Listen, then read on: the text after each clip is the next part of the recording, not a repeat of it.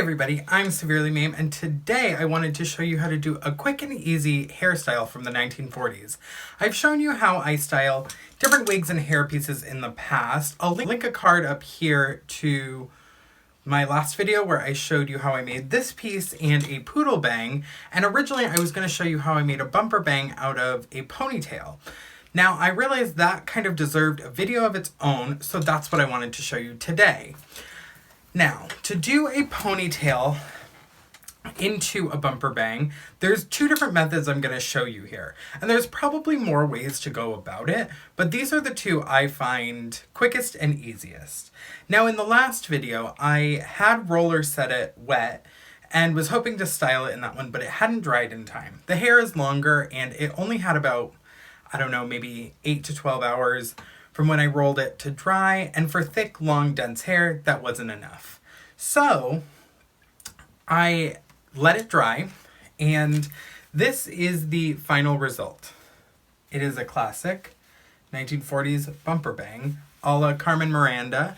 You know, this was a very common style, but I think everyone thinks of Carmen Miranda most when they see it because she really made it super iconic. Now, this was very simple. I recorded how I did this one and a different method of doing the same style in about 15 minutes. So that's maybe 7.5 minutes each style. So it's quick and easy and a really good place for a beginner to start. In the first method that I'm going to show you, I'm going to use what we call a hair wrap. Now I figured this would be a perfect video to talk about it a little bit. And some people find this very gross, so it's, I don't know. Some people are going to find it weird that I do this and that other people do this, but I'll tell you why we do.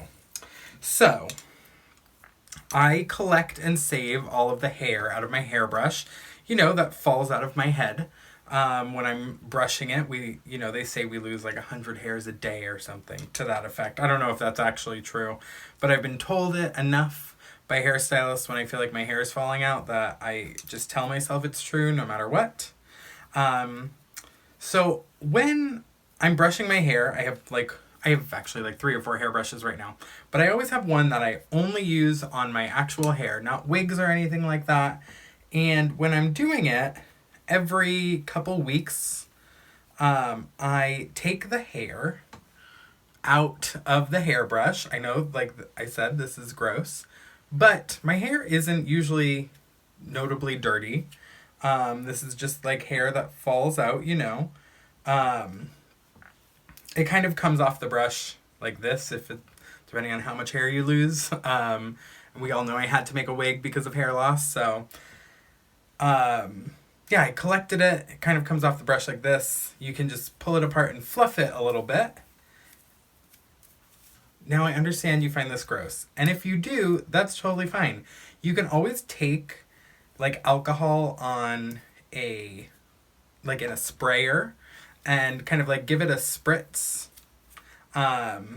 It's one way you can kind of sanitize hair. It's not going to completely do the trick, but it might ease your mind a little bit.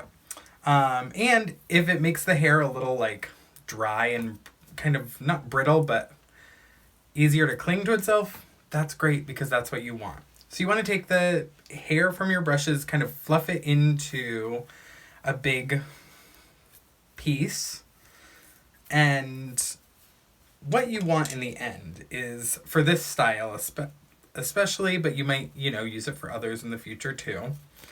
You want it to be in a shape like this, a little tube. Easy, it's just you kind of roll it into a tube, and then I take it and put it into a hairnet. Now this hairnet does not match, but it's easy to find ones that might. I'm actually going to get some white ones and dye them orange and get some bobby pins and spray paint them orange. So I have a full set and I don't have to worry. But yeah, what you're going to want to do is roll your kind of loose hair into this shape to use it as filler for your hair. This is really good, especially for people with thin hair or hair that doesn't really want to hold a curl. It's a really, really helpful thing to have. because what you can do is wrap your hair around it to create more volume without having to tease all of your hair, which is really nice because I'm not super afraid of teasing my hair, but it's nice to do less damage, you know? And I think that using a hair rat is really important for that. So you may not want to do this way. You may not want to collect your hair from your hairbrush. That's totally fine. I'm fine with it. I do it. I have for years. I've cycled through rats. And I'm not as afraid of it as some people are. So this first way of doing this style, you're going to incorporate a rat. Now you can also get rats online that are just made from like a mesh fabric kind of rolled up around itself. Kind of like the things that people will use for making a bun. You can actually take one of those and cut it and tie up the ends to give it that shape that you need for the bumper bangs. There's all different ways you can make rats that don't use your hair too.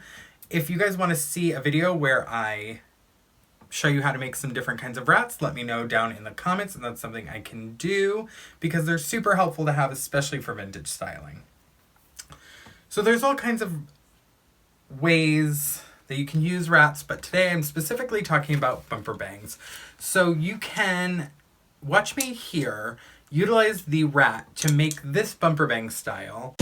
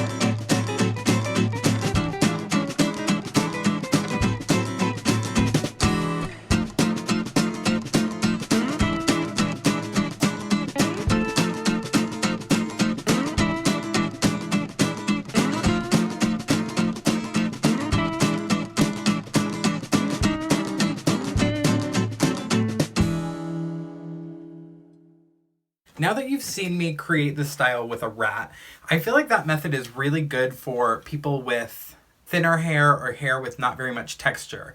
because the rat can really fill it and give it the like big shape that you need.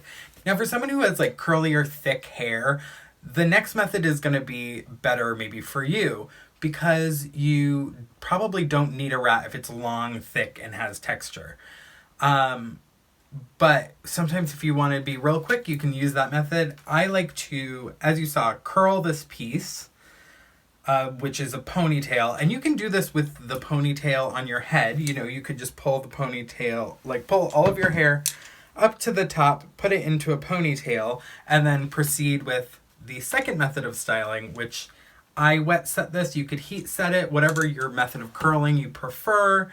And then you can just go into how I style it here in this next clip.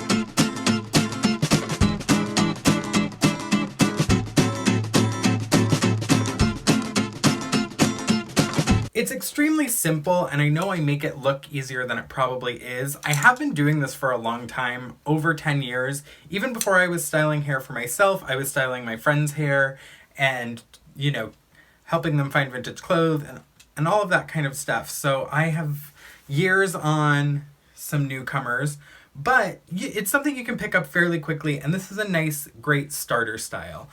You can do it with a half up, half down. You can do an all up, like I kind of have it. My hair is really short, so I actually just have all of it hairsprayed up with a little bit of volume here, and then I put this piece on. Now I'm going to swap to the bumper bangs, and I'm doing this with no mirror, which is a flawed idea. Oh, something's stuck. Now this is a drawstring ponytail. You can do this, like I said, with any kind of ponytail piece that you have. It's just about getting the shape correct. Okay, so I'm gonna want it to sit a little bit on my forehead. Again, I am doing this with no mirror. Oh my God, don't ever do that. In the 50s, when bobby pins first were getting really popular, they had to like give out pamphlets pretty much on why you do not open them with your teeth. And that's because women were chipping their teeth constantly on bobby pins, and it's a terrible habit that I need to break, especially because I have long nails and I can just use my nails to put it in there. It's absurd of me to do it that way. But, you know, old habits die hard, they say. I'm going to pull one more bobby pin out of this hairpiece. There are no more bobby pins in there. I am down to about no bobby pins these days, which is a me issue. I just need to go get some. But like I said, I want to spray paint them orange so they match my hair perfectly. Okay. Now, I don't know if this is all lining up correctly because I'm not looking in a mirror. But what I did was I put a bobby pin in the center going this way, and then two going down the middles of the rolls to secure it to my head. Now you want this centered. It's not like the poodle bangs, how I like to have it a little tilted. You can do it that way. It's just not what I'm going for currently. I'm going to check this in the mirror real quick. Okay, for a mirrorless application, this wasn't half bad. Now, the back of my hair isn't actually long enough to do a full updo. But what you can do with the bumper bang is pull up the front, almost into a victory roll kind of style, and then have the back down and long. You can pull it all up. Like I said, if you have long hair, you can put your hair in a ponytail on the top of your head, curl it down and under, give it a little tease or use a rat, and roll it up and give yourself this style with your actual hair. So this isn't just for people who have fake ponytails that they want to use. You can do this out of any ponytail as long as you have enough length. Now, this can also be done with synthetic ponytails. Mine is human hair, but I've done it with really any hair I can get my hands on. I think it's a great starter piece for anyone who wants to wear vintage style and hair. Now, if you guys like this video, make sure to hit that like button below and subscribe to my channel. Hit that bell button to get notifications whenever I post here. If you like what I'm doing here on this channel, make sure to follow the link below down to my Patreon account, where you can get exclusive content for yourself and help me produce content just like this. I'm Severely Mame. Thank you so much for watching, and I will see you very soon.